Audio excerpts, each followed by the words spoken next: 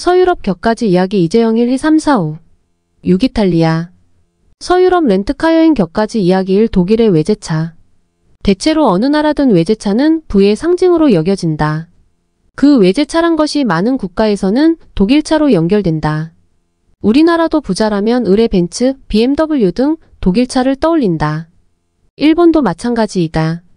일본이 세계 자동차 시장을 석권하고 있던 시절에도 일본 국내에서는 외차라면 부의 상징으로 여겨졌다. 부자들을 묘사하는 말로는 외차를 탄다라는 말이 상투적으로 사용되었다. 그리고 그 외차라는 것이 대개는 독일차를 의미하였다. 자동차 산업의 본고장인 미국에서도 부자들은 독일차를 선호한다는 말을 들었다. 그러면 고급 자동차의 대명사라 할 벤츠, 아우디, BMW 등을 보유한 독일의 경우는 어떨까? 나는 자동차의 강국인 독일인 만큼 외국 자동차는 발도 못 붙일 것으로 생각했다. 그런데 운전을 하다 보면 외국 자동차가 심심찮게 눈에 뜨인다. 그것도 현대나 기아차가. 프랑크푸르트에서는 큰 현대 기아차 판매점을 발견하였다. 그리고 운전 중 현대나 기아차를 자주 만난다. 자동차 강국 독일에서 외제차 현대와 기아가 어떤 대우를 받고 있는지 궁금하다. 서유럽 렌트카 여행 격가지 이야기 독일의 인터넷 통신 환경. 잘 아시다시피 독일은 세계적 경제 강국이면서 유럽 최대의 경제력을 자랑한다. 그리고 독일의 기술력은 세계 첨단을 달리고 있다. 그럼에도 불구하고 인터넷 환경은 영 시원찮은 것 같다. 도착한 뒤 3일 동안은 무슨 원인인지 구글맵이 제대로 적동되지 않는다. 장소 한번 검색하는데 10분, 20분이 걸린다. 며칠 뒤 이 문제는 해결되었지만 여전히 통신 속도는 굼뜨다. 그뿐만 아니라 수시로 통신이 끊기기도 한다. 호텔 와이파이도 마찬가지이다. 좀 이용하다 보면 수시로 끊어지기 일쑤다. 고속도로에서 성가신 사고가 생겨 뒤처리를 하는데 이곳저곳 연락 중 수시로 통신이 끊겨 애를 먹었다. 인터넷 통신에만 국한해 본다면 라오스만도 못한 것 같다.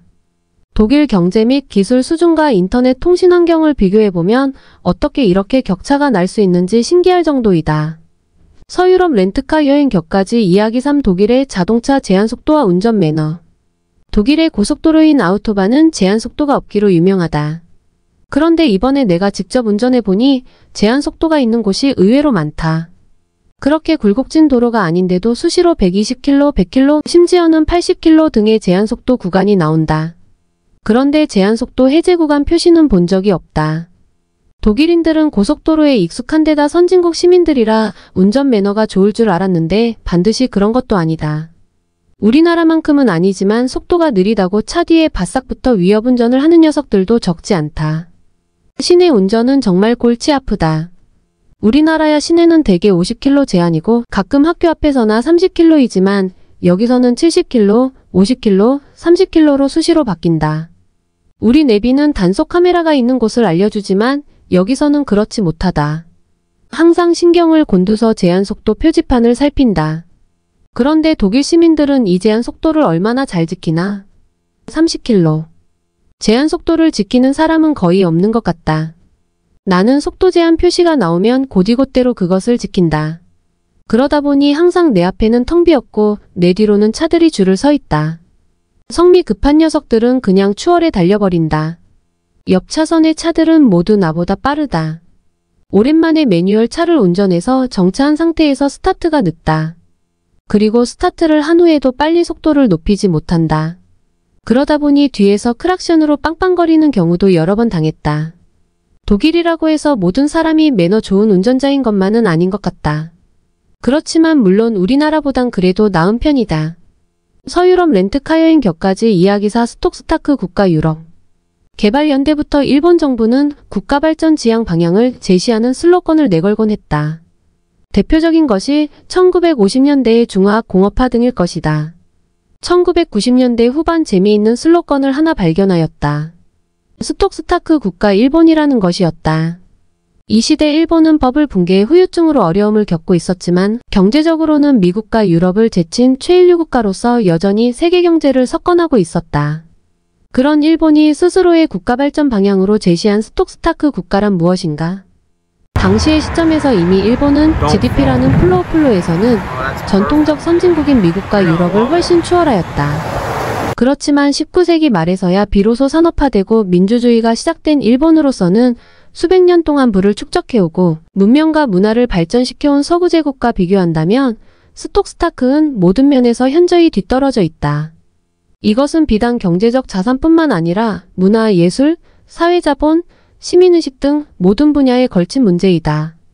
일본은 이제 플로우인 GDP에 집착할 것이 아니라 경제적 및 경제외적 부문에까지 시야를 넓혀 경제, 사회, 문화, 시민의식 등 모든 면에 걸쳐 스톡을 축적해 나가 진정한 선진국의 일원이 되어야 한다는 것이 스톡국가 일본이라는 슬로건의 지향점이었다.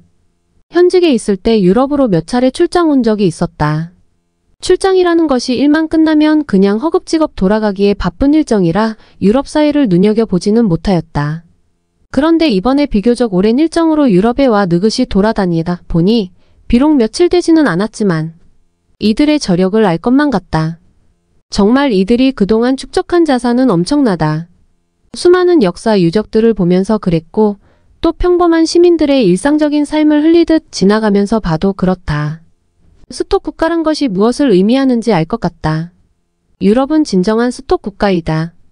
다른 한편으론 이런 자산이 짐이 될 수 있다는 생각도 든다. 자산이 많으면 그만큼 움직이기 어렵다. 자산이 없는 빈몸은 몸이 가벼워 움직이기 쉽다. IT 등에서 유럽의 변화가 둔한 것은 쉽게 사회를 바꾸기 어렵기 때문이 아닐까 생각된다. 그럼에도 불구하고 이들의 스톡이 부럽다. 서유럽 렌트카 여행 격까지 이야기 후 여행 중 챗GPT 이용하기. 이번 여행 계획을 세우면서 챗GPT의 도움을 많이 받았다.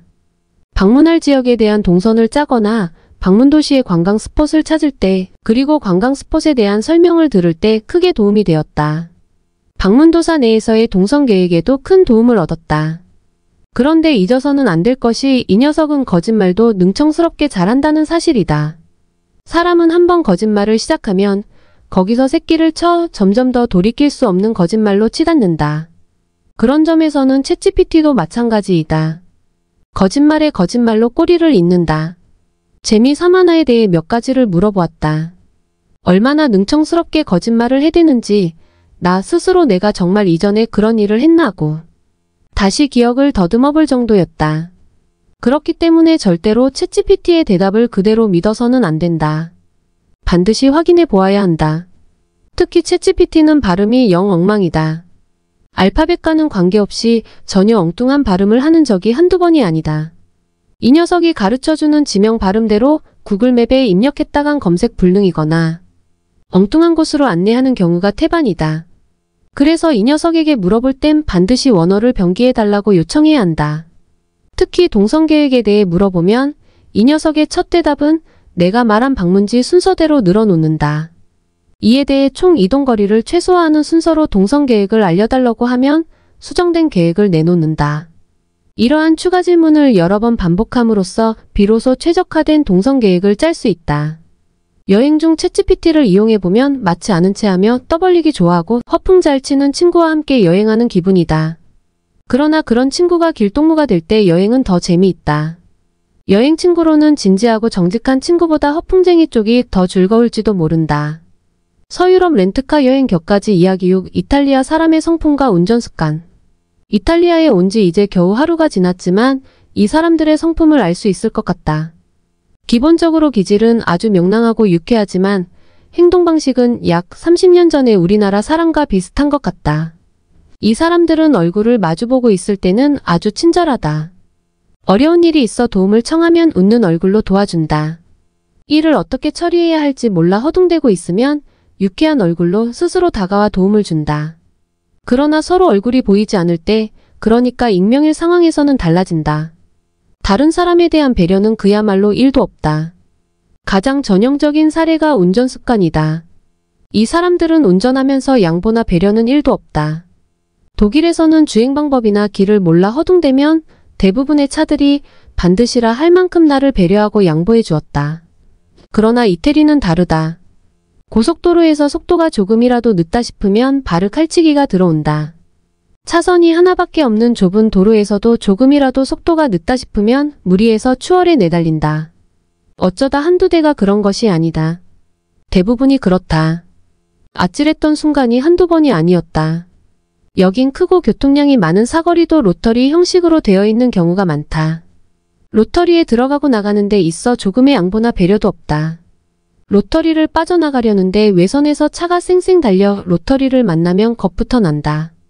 얼굴을 마주보고 있을 땐 그렇게 유쾌하고 친절한 사람들이 운전대만 잡으면 완전 딴 사람이 되는 것 같다. 어제는 결국 로터리를 제대로 빠져나가지 못해 고속도로로 진입하는 바람에 큰 낭패를 보았다.